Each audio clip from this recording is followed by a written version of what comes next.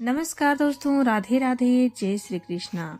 मैं रोशनी त्रिपाठी स्वागत करती हूँ आप सबका अपने YouTube चैनल में। जीवन और नारी को लेकर गीता के गहरे विचार।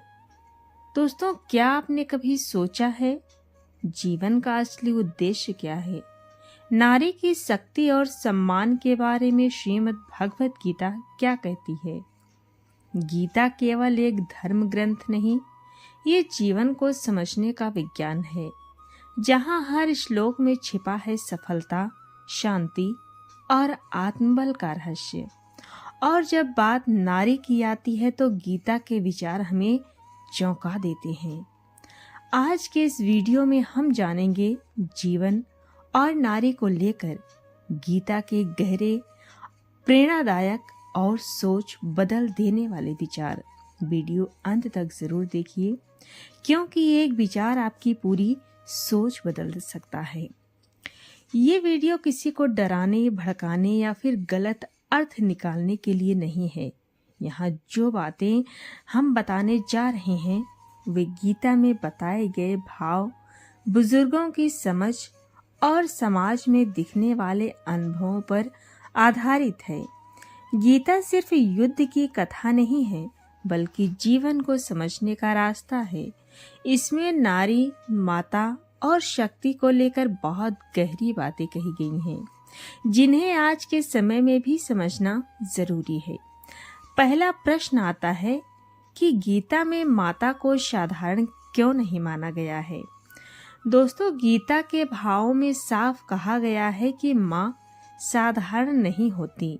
माँ वो शक्ति है जो जन्म देती है, पालन करती है और जरूरत पड़े तो वो सब कुछ सह भी लेती है।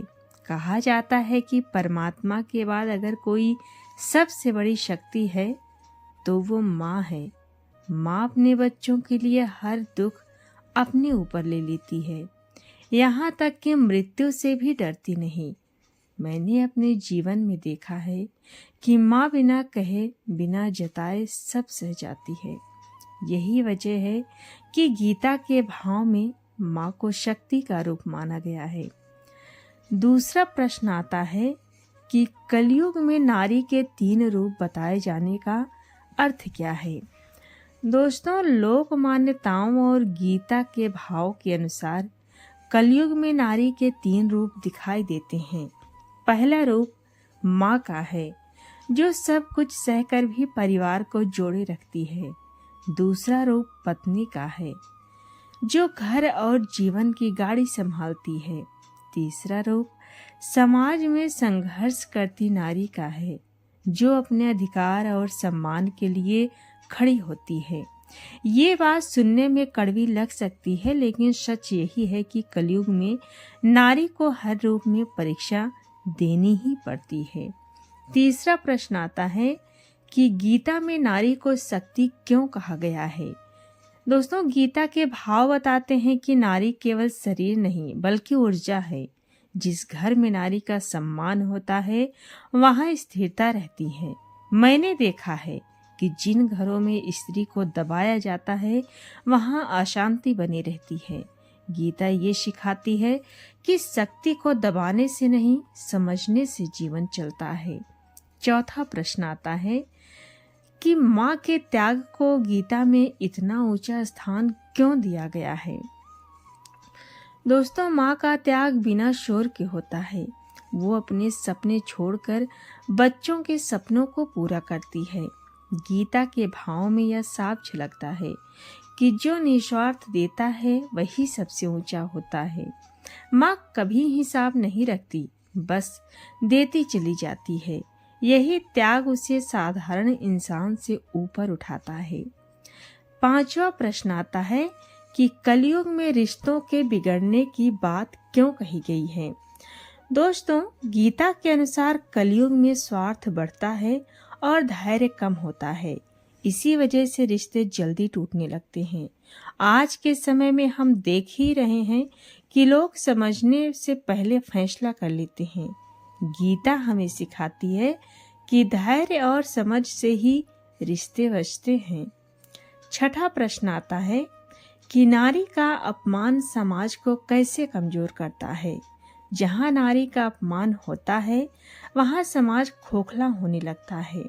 गीता के भाव कहते हैं कि जिस शक्ति से जीवन चलता है अगर उसी को ठुकरा दिया जाए तो संतुलन बिगड़ जाता है।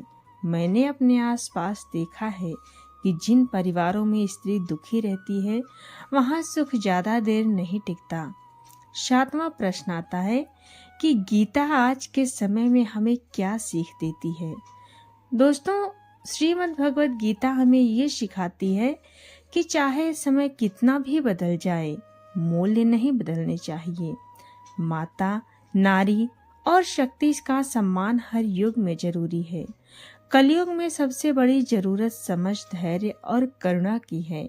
यही बातें जीवन को संभाल सकती हैं। तो दोस्तों, ये थे गीता के वे अद्भुत विचार जो जीवन को दिशा देते हैं और नारी के सम्मान का वास्तविक अर्थ समझाते हैं। याद रखिए, ज्ञान वही जो जीवन में परिवर्तन लाए और गीता वही जो हर परिस्थिति में आपका मार्गदर्शन करे। तो दोस्तों, अगर आपको ये जानकारी प्रेरणादायक लगी हो तो वीडियो को लाइक करें, शेयर करें और ऐसे ही गहरे एवं रहस्यमय ज्ञान के लिए हमारे चैनल को सब्सक्राइब करना ना भूलें, क्योंकि सही ज्ञान सही समय पर जीवन बदल सकता है। राधे राधे, जय श्री कृष्णा।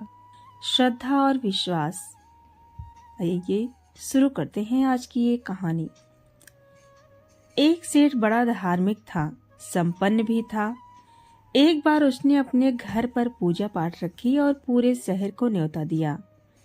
पूजा पाठ के लिए काशी से एक विद्वान आचार्य जी को बुलाया गया और खान पान की व्यवस्था के लिए शुद्ध घी के भोजन की व्यवस्था की गई, जिसके बनाने के लिए एक महिला जो गांव के पास में रहती थी उसको सुपुर्द कर दिया गया।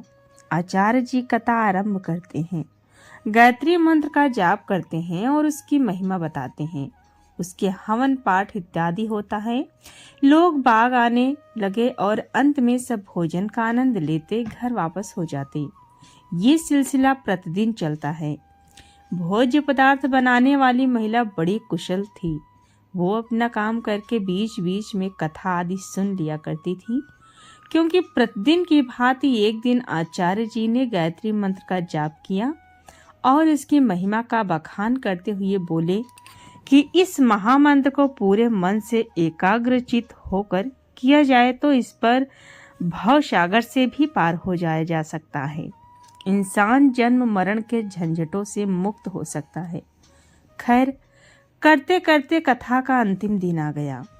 वो महिला उस दिन समय से पहले आ गई और आचार्य जी के पास पहुंची। उन्हें प्रणाम किया और बोली कि शास्त्री जी, आपसे एक निवेदन है। आचार्य जी उसे पहचानते थे। उन्होंने उसे चौक में भोजन बनाते हुए देखा था। वो बोले, कहो क्या कहना चाहती हो? वो थोड़ा सकुचाते हुए बोली, आचार्य जी, मैं एक गरीब महिला हूँ और पड़ोस के गांव में रहती हूँ। मेरी इच्छा है कि आज का भोजन आप मेरी झोपड़ी में करें। सेठ जी भी वहीं थे। वो थोड़ा क्रोधित हो गए, लेकिन आचार्य जी ने बीच में उन्हें रोकते हुए उसका निमंत्रण स्वीकार कर लिया और बोले, आप तो अन्नपूर्णा हैं। आपने इतने दिनों तक स्वादिष्ट भोजन कराया। मैं आपके साथ कथा के बाद चलूंगा।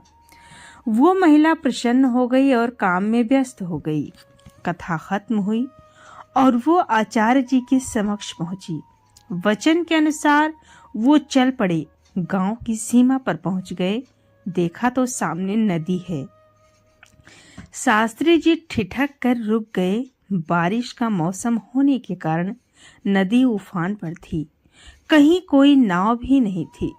आचार्य जी को रुकता देख महिला ने अपने वस्त्र को ठीक से अपने शरीर पर लपेट लिया। वह पहले इसके कि आचार्य जी को समझते, उसने आचार्य जी का हाथ थामकर नदी में छलांग लगा दी और जोर जोर से ओम भूर्भुवः स्वः, ओम भूर्भुवः स्वः बोलने लगी और एक हाथ से तैरते हुए कुछ ही क्षणों में उफनती नदी की तेज धारा को पार कर दूसरे किनारे पहुंच गई। आचार्य जी पूरे भीग गए और क्रोध में बोले, मूर्ख औरत, ये क्या पागलपन था? अगर डूब जाते तो? महिला बड़े आत्मविश्वास से बोली, आचार्य जी, डूब कैसे जाते? आपका बताया मंत्र जो साफ था। मैं तो पिछले 10 दिनों से इसी मंत्र का जाप करके नदी को तैर कर आती जाती हूँ। शास्त्री जी बोले, क्या मतलब?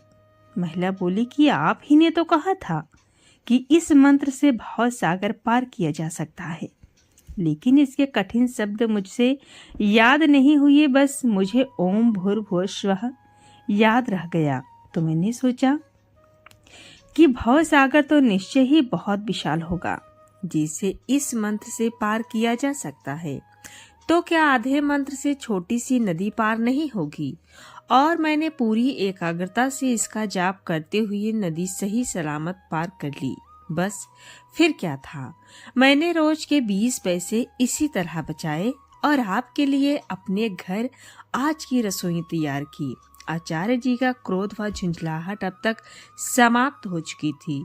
किंकरत विमूढ़ उसकी बात सुनकर उनकी आंखों से आंसू बह निकले और बोले, माँ, मैंने अनगिनत बार इस मंत्र का जाप किया, पाठ किया और इसकी महिमा बतलाई, पर तेरे विश्वास के आगे सब बेसबब रहा।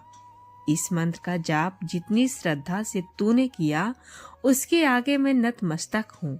तू धन्य है, कहकर उन्होंने उस महिला के चरण स्पर्श किए। उस महिला को कुछ समझ नहीं आ रहा था, वो खड़ी ही खड़ी रह गई। आचार्य जी भाव विभोर से आगे बढ़ गए। वो पीछे मुड़कर बोले, माँ, चलो, भोजन नहीं कराओगी? बहुत भूख लगी है। तो दोस्तों, ये थी श्रद्धा और विश्वास से जुड़ी एक अनोखी कहानी। आपको कैसी लगी कमेंट में ज़रूर बताएं, और अच्छी लगी तो अपने मित्रों में शेयर करें और हमारे चैनल को सब्सक्राइब करना बिल्कुल भी ना भूलें।